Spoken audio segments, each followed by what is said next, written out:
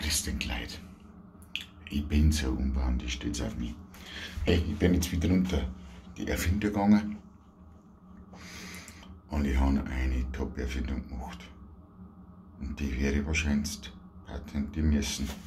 Also wenn es irgendwann erfindet, der wo mir dabei helfen möchte, das ist bitte bei mir mein. Das ist so irgendwann meine neueste Erfindung. Und zwar bin ich gerade beim Testen mein Gästeklo damit. Und jetzt soll ich sehen.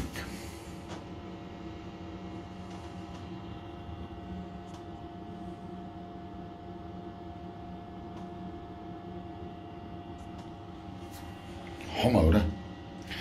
Du, ich hab's gestern ausprobiert. Das funktioniert super. Aber ich befürchte jetzt, dass mit der Erfindung nur Leute was anfangen können. Oder mir Männer, die teilweise schon über 15 wie Bier saufen. Andere können mit der Erfindung nichts anfangen. Lasst es noch mal auf euch wirken. Das ist meine neue Erfindung.